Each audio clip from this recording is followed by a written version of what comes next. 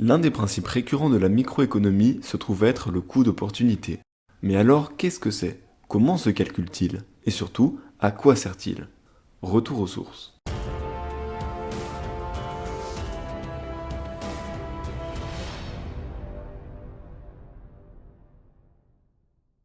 Le coût d'opportunité peut se définir de la manière suivante.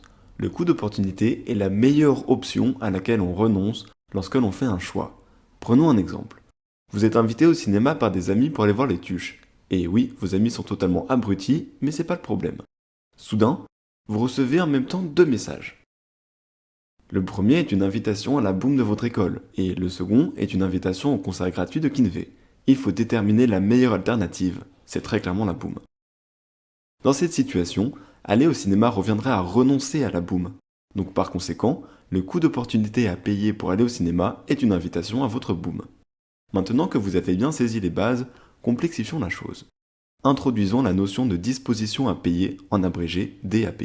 C'est ce que vous seriez prêt à donner en échange d'un bien ou d'un service, quel qu'en soit son prix. Imaginons que vous vouliez acheter un SUV, comme marque dans le flambeau.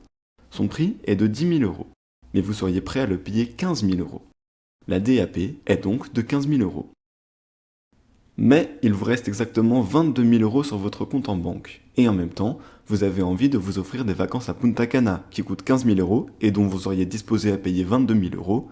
Ou encore, vous offrir un plein d'essence qui vous coûtera environ 9 000 euros depuis la guerre en Ukraine et dont vous seriez raisonnablement disposé à payer approximativement 50 balles. Ici, il s'agit de dégager la meilleure opportunité. Faisons donc nos calculs. Vous seriez prêt à payer 15 000 euros pour le SUV, il ne vous coûte que 10 000. La différence est donc de 15 000 moins 10 000, 5 000 euros. En achetant un SUV 10 000 euros, vous faites quelque part un bénéfice de 5 000 euros, car un coût non subi est un bénéfice. Même calcul pour Punta Cana et le plein d'essence. Regardez, le bénéfice pour le plein d'essence est négatif. Pas de problème. Un bénéfice négatif est tout simplement un coût.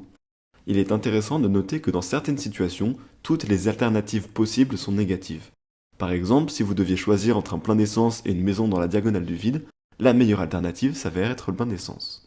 Mais revenons à l'exemple précédent. Le bénéfice maximal est celui que vous ferez si vous partez à Punta Cana. Regardez, il est de 7 000 euros contre moins 8 950 euros. C'est donc la meilleure alternative. Par conséquent, nous pouvons déduire que le coût d'opportunité que vous payerez si vous décidez de quand même acheter votre SUV sera des vacances à Punta Cana. Les plus attentifs d'entre vous auront compris que le coût d'opportunité sert donc à faire des choix. Ici, le SUV coûtait moins cher que Punta Cana, et pourtant, c'est Punta Cana qui s'impose comme choix rationnel, car le bénéfice procuré par les vacances est plus grand que celui tiré du SUV. Alors, bonnes vacances à Punta Cana, et à bientôt. Le saviez-vous? Likez cette vidéo et vous abonnez à Agapa ou montrez considérablement vos chances de gagner une place lors du prochain concert gratuit de Kinvey.